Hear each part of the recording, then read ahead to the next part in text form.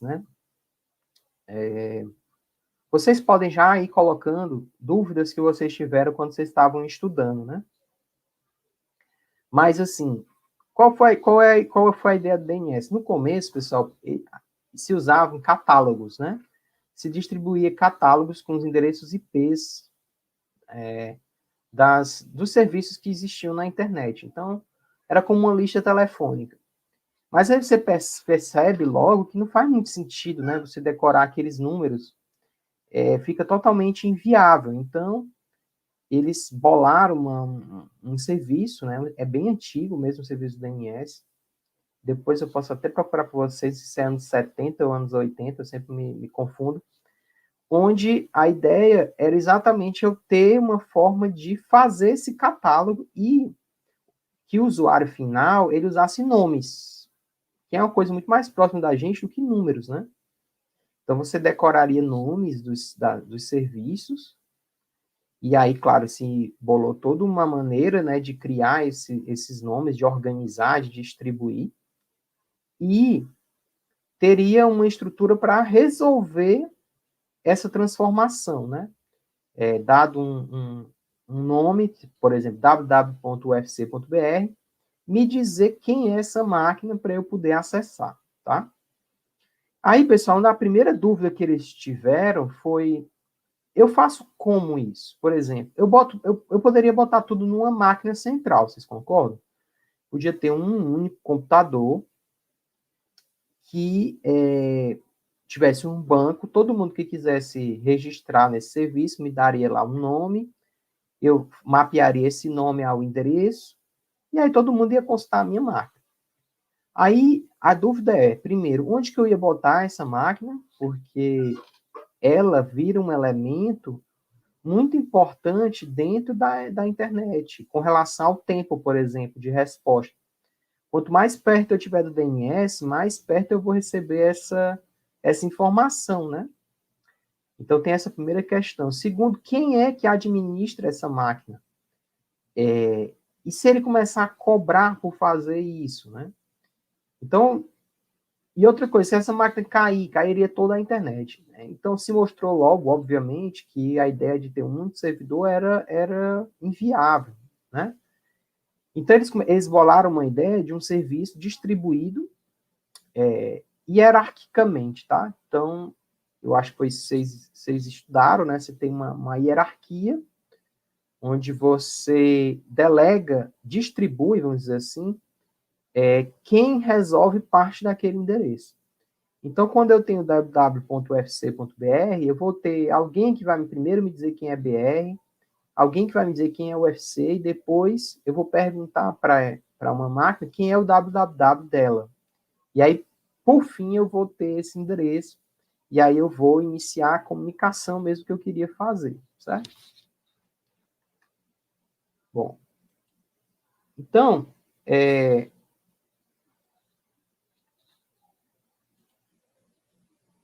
então vocês estudaram, né, na aula invertida, os roteiros, responderam, a maioria de vocês acertou as questões, então aqui é mais só para dar uma consolidada, né? Então, assim, né,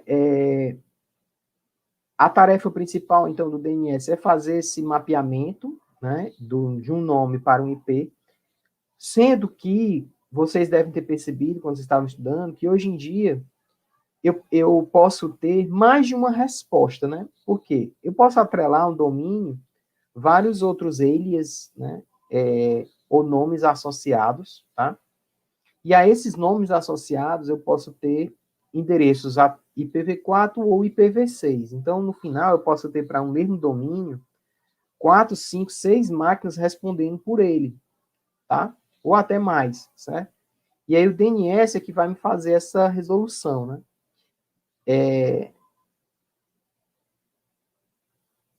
Como é que é essa ideia, né? De fazer essa resolução? Quem detém o endereço, quer registrar um domínio em relação a ele, ele vai na sua entidade do seu país para fazer esse registro. No Brasil, quem faz isso é o registro BR, né? Eu não sei se alguns de vocês, quem tem aí já registrou um domínio, né? Inclusive, né, pessoal, no começo, tinha muita gente espertinha, né, como sempre tem, que registrava nomes de empresas que nem sabiam o que era a internet ainda. E aí, quando essa empresa ia botar um serviço online, que ela ia tentar ter um domínio, sei lá, assim, havaianas.com.br, chegava lá no registro BR, alguém já tinha registrado esse domínio, né? E aí, então, começou brigas judiciais, né? Até que se criou uma legislação que no Brasil é o seguinte: quem registrou a marca antes tem direito a pedir o domínio para si, certo? Isso aí dá bastante briga ainda na justiça com relação a isso. Mas no começo tinha muito isso, de você registrar um domínio e as pessoas te pagarem ou venderem esse domínio, tá? Bom, então, o DNS acaba sendo um banco de dados distribuído, e aí cada país tem a sua própria legislação de como cuidar da sua hierarquia local. Então, do BR, tem o CGI, que é o Comitê Gestor da Internet, através do registro BR, que cuida de fazer esse mapeamento, né? E de que as pessoas pagam, né, uma mensalidade anual para poder registrar os seus domínios, tá? Então, pessoal, quando a gente digita lá no browser, por exemplo, www.l.net, antes do navegador se comunicar com o servidor, ele precisa primeiro saber quem é, em que endereço está l.net. E aí ele vai consultar essa hierarquia de DNS para isso, tá? Então, quais são os passos, né, para fazer essa consulta que vocês viram lá nos vídeos, mas resumindo novamente. Primeiro, ele vai procurar num cache local. Por quê? Porque para evitar que eu ficasse sempre perguntando essa hierarquia, como normalmente, em teoria, é uma informação que não muda muito, é interessante que eu tenha um banco local na minha máquina que eu guarde as consultas mais recorrentes, tá? E aí, claro, tem uma taxa, um tempo que essa informação fica lá guardada para ela ser atualizada. Então, primeiro eu consulto esse cache local. E aí ele vai passar, né, para esse, se ele não conseguir nesse cache, ele vai passar para um cliente DNS que tem naquele computador.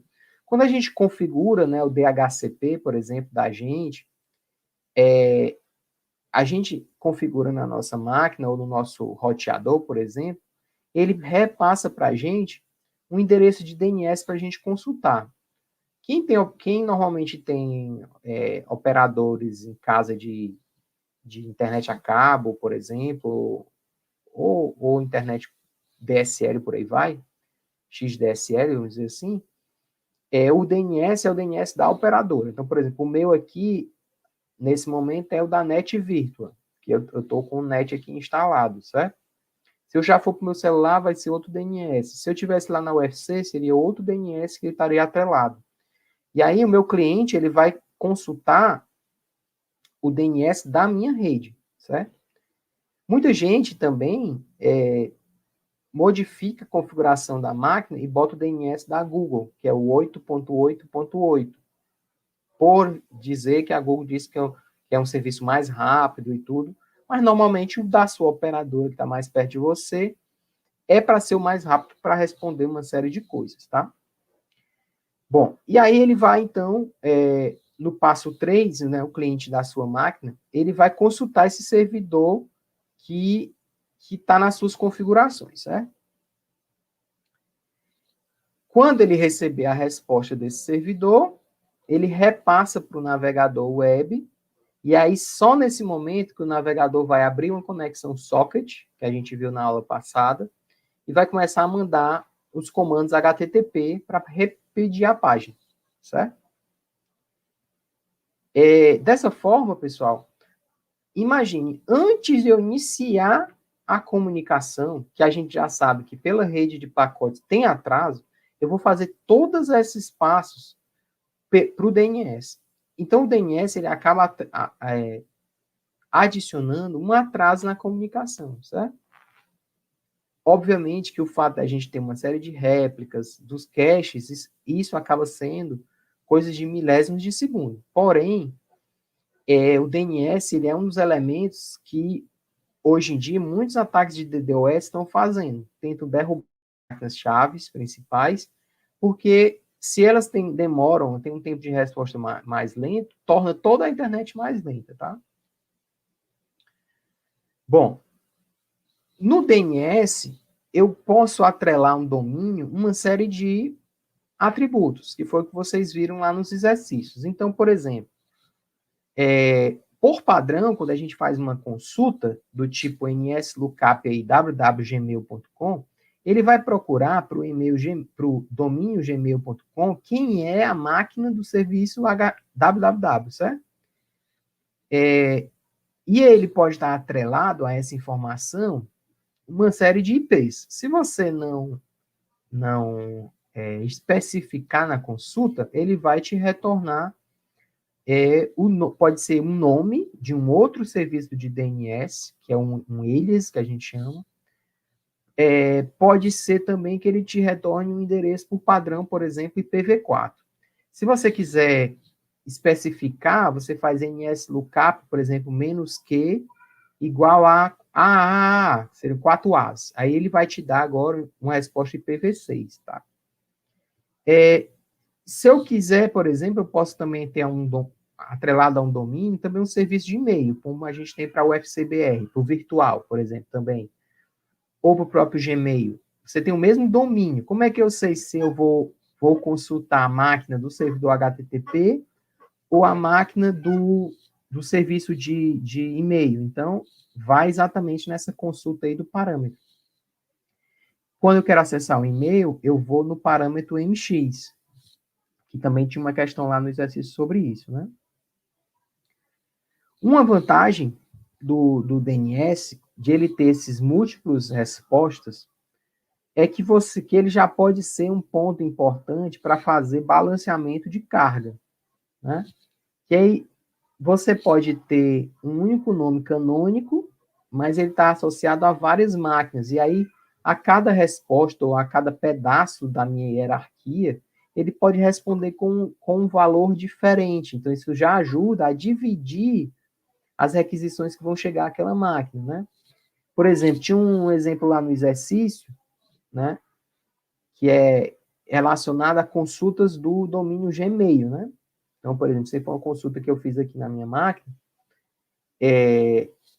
então, eu não sei se todo mundo entendeu como é que funciona, mas essas primeiras linhas aqui do serviço do nslookup, ele vai ter qual é a máquina que me deu a resposta, certo? Então, tipo, 181.203.1.322 é o IP desse servidor aqui, tá? Que me respondeu a consulta DNS. Então, esse cara aqui, ele é um serviço DNS, no caso da minha rede, né? Da NetVirtual, como eu falei para vocês, né? Ele também está me dizendo que não é uma resposta autoritativa. O que é isso? Quem me deu essa resposta é alguém que tem essa resposta em cache, ou seja, ele não é dono dela. Pode ser que essa resposta tenha mudado nos últimos instantes, tá? Quando ele me dá a resposta assim, é para me sinalizar, certo? Bom, e aí ele me deu várias respostas. Por que ele me deu essas várias respostas? Para ir fazendo o que eu falei para vocês, do balanceamento de carga. Ele pode ficar variando esse valor aqui, ó, de preferência, para que quem for enviar essa mensagem escolha uma máquina diferente. Então, dessa forma, você já, pela consulta DNS, você já consegue fazer essa divisão, tá? Todo mundo entendeu o que é o preference, como é que funciona? Tem uma pegadinha lá na questão, quando chegar lá a gente vê, certo? Aqui, por exemplo, qual é que seria que ele iria escolher? Né? O número menor quer dizer a maior preferência. E o número maior quer dizer a menor preferência, certo? Bom, como a gente viu, né, nenhum servidor DNS tem todas as respostas, não é centralizado, né? Ele está sempre distribuído nessa hierarquia. E aí, como vocês devem ter visto, né, quando estavam estudando, essa hierarquia, né, ela se divide lá entre os servidores raiz, os servidores TLD e os servidores de domínio, tá? Mais especificamente, né, para ficar melhor, existe uma organização internacional chamada IANA, que a IANA é que vai decidir quem são os Country TLD, ou seja, quais são os domínios de países, e quem são esses Global TLD, certo? Normalmente, a gente não vê muito desses aqui, né? Inclusive, recentemente, teve uma chamada para propostas de novos GTLDs. A gente é muito acostumado a usar o quê? .com, às vezes .net, raramente com .edu, que a gente vê, .org, né? Existem alguns desses, mas poderiam existir muitos mais. Então, por exemplo, se abriu uma consulta, né, na IANA, as empresas poderiam criar os seus próprios TLDs, né? Finais de domínios que estariam abaixo do raiz, né? Aí, por exemplo, apareceu XXX para serviços eróticos, vamos dizer assim. Por que isso seria interessante? Porque já ficaria mais fácil de escolas, por exemplo, bloquearem os domínios, né? Apareceu, por exemplo, ponto Amazon, e aí teve uma disputa, por quê? Porque os países da América do Sul que tem a Amazônia queriam ter esse domínio, é óbvio, né? E a Amazon queria também ter esse domínio, então houve uma disputa que eu ainda nem sei qual foi o resultado, mas acho que a Amazon perdeu, né? Ponto Rio, por exemplo, que poderia, a ideia era utilizar esse ponto Rio durante as Olimpíadas, então você poderia criar esses tipos de domínio, né? E já os países, pessoal, eles têm toda uma política de como decidir esse domínio e como delegar esse domínio, certo? Por exemplo, vamos imaginar que o Felipe Bica, ele declare independência numa região aqui do Ceará, certo? Sei lá, vamos... Sabiaguaba, ele vai lá para Sabiaguaba e diz lá que ele é independente, não vai mais pagar impostos, e aí ele quer ter o domínio dele .usb. Aí ele vai lá e consulta a IANA. A IANA, ela tem uma política lá que é o seguinte, ó, se a ONU reconhece a Sabiaguaba do Felipe como um país, então eu posso dar um domínio para ele. Então, é mais ou menos essa a política que eles têm, certo? Nisso daí, pessoal, depois que ele dá o domínio, como aquilo vai ser administrado dentro do país é a legislação local. Então, por exemplo, não sei se vocês já ouviram falar, existe um país chamado Tuvalu. Tuvalu, o domínio do Tuvalu é .tv. E lá é uma fonte de renda para eles, porque eles vendem esse domínio para empresas de televisão do mundo todo que querem ter o seu domínio, por exemplo, a Globo.tv, certo? É uma política lá interna deles. Por exemplo, o BR, a ideia é que o BR só serviços que estejam no Brasil que podem ter esse domínio. Lá não, eles utilizam de outra forma, né? Inclusive, como eu disse, é uma das fontes de renda mais importantes do país. Mesma coisa, por exemplo, aconteceu com a Itália. Teve uma época que todo mundo estava querendo ter, por exemplo, Just Do It. E aí você usava o ponto .it da Itália para complementar o domínio, né? Então, você poderia fazer domínios com expressões que terminavam em .it e não .com, por exemplo. Então, alguns países poderiam, usavam, né, esse tipo de estratégia para vender domínios, tá? E aí, pessoal, essa administração, ela é distribuída, né? Vocês estão acompanhando aí, então, pessoal, não estou mais recebendo nenhum comentário aqui no YouTube, já tem pelo menos uns 25 minutos. Mandei um olá aí para mim, ou no WhatsApp. Então, ó, a administração ela é distribuída. Então, por exemplo, a IANA cuida dos raízes. Ela autorizou uma máquina aqui no Brasil ser o BR. Depois, o que tem abaixo do BR é aqui no Brasil que vai ser administrado, certo? O UFC, por exemplo. A UFC pagou para ter um domínio no BR e depois o que está abaixo da UFC é a gente dentro da universidade que tem a nossa política. Então, por exemplo, ninguém lá no CGI, no registro BR, precisa saber que eu vou criar, por exemplo, sei lá, smd.ufc.br, digamos, embora seja smd.virtual. Mas, vamos dizer, quando foi criado o smd.virtual, eu não precisei colocar isso lá no BR. Eu só precisei colocar essa informação no DNS da virtual. E assim como o domínio virtual, só precisou colocar essa informação no DNS da UFC. Então, funciona mais ou menos isso a distribuição, certo? Que bom que vocês estão aí. Fiquem calados não, que o professor se assusta.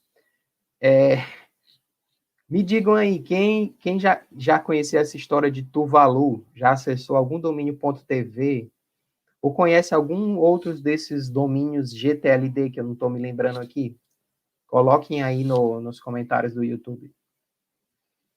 Bom, existem, né, pessoal, para esse serviço raiz aqui, existem apenas 13 máquinas, certo? Deixa eu beber uma água aqui.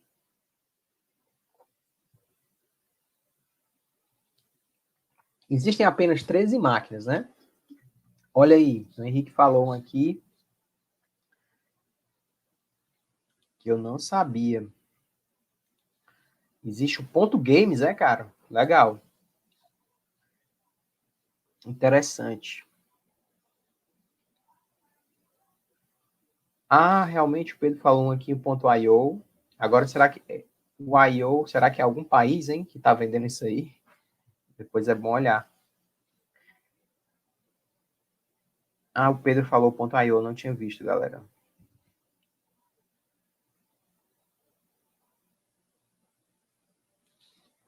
Gabriele falou aqui. Pois é, Gabriele. É isso aí mesmo, Gabriele. Tem hora que pode ser uma região ou realmente pode ser um desses Global TLDs, né? Depois eu vou procurar o sitezinho lá da Iana, que conta esses novos domínios, como foi o processo dessa disputa da Amazon, e eu mando para vocês darem uma olhada, tá?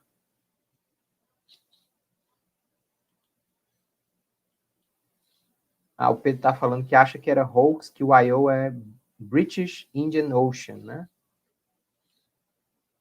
Pode ser, tem que ver. Se é TLD, então tem a ver com isso que eu estou falando, né? Isso aí era muito comum. Você tem países ou regiões que têm esses domínios que se tornam interessantes e isso vira uma fonte de renda para vender para todo mundo, né? Então, realmente é um country TLD, né?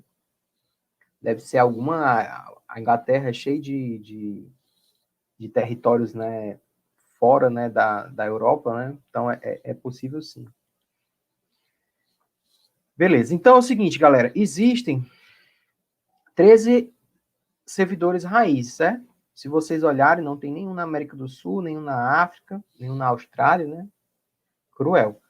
Em teoria, toda consulta aos domínios TLD vai primeiro para um desses raízes, certo? Só que, claro, não é bem assim que acontece, porque esses servidores raízes, eles têm réplicas.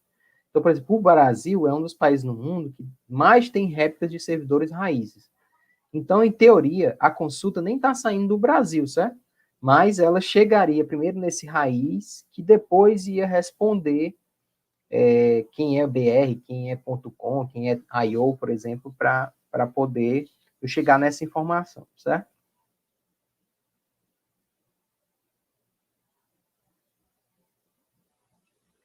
O Tejas deu uma ideia, o The Jazz aqui deu uma ideia que BR poderia ser jogos de Battle Royale, né? Pois é, exatamente. Aí vai do jeito. O problema é que BR é tão associado a coisa ruim na internet, né, cara? Porque normalmente nós nos comportamos tão mal em serviço de jogo, principalmente servidor de jogo.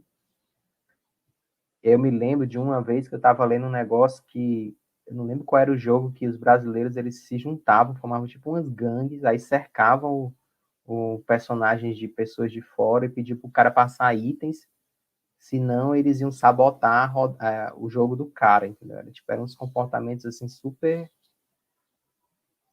bem interessantes mesmo. É tanto que tem lá, né, aquele meme lá do RuBR, né? Tem a ver com isso, né? Bom, vamos lá. Sim, então aí, galera, como é que acontece a consulta? Não sei se todo mundo... Exatamente, Caio, parece jogo da vida real. Exatamente, a reportagem falava sobre isso, né? Estavam se emulando o comportamento que a gente vê na vida real dentro do jogo. Ó, então, resumindo, pra gente, porque já está quase chegando no fim da aula, para a gente ir lá para o exercício, o que acontece normalmente é isso. Então, aqui está sua máquina, né? E ela quer saber uma página. No caso, a página que ela quer saber é essa aqui, gaia.cs.umas.edu, né? Que é um site de uma universidade. Aí, ela consulta o servidor DNS local dela. Esse servidor não tem essa informação no cache. Então, o que ele vai fazer? Ele precisa começar a decriptar, vamos dizer assim, decriptar não foi uma boa palavra, a descobrir qual é esse endereço. E ele vai fazer do final para o começo. Então, primeiro ele precisa saber quem é Edu. Aí ele vai lá no servidor raiz e pergunta, migão, quem é o Edu? Aí ele vai me dar aqui no 3 a resposta do endereço IP do servidor TLD, né? TLD do Edu. Eu vou perguntar agora ao TLD do Edu quem é o MAS. Aí ele me dá a resposta. Cara, o MAS é esse endereço aqui. Aí agora eu vou perguntar para ele, o mas.edu, quem é CS? Aí ele vai te dizer, cara, CS é tal máquina. Puf. E aí eu vou e faço a comunicação com essa máquina gaia.cs.mas.edu, tá? Então é mais ou menos assim que funciona. Uma outra forma é a forma recursiva, onde eu faço raiz fazer essa informação circular, embora esse modelo aqui seja o mais comum, tá? De consulta. Essa informação, pessoal, ela circula, a gente vai ver quando a gente for fazer lá no Wireshark, usando o UDP, certo?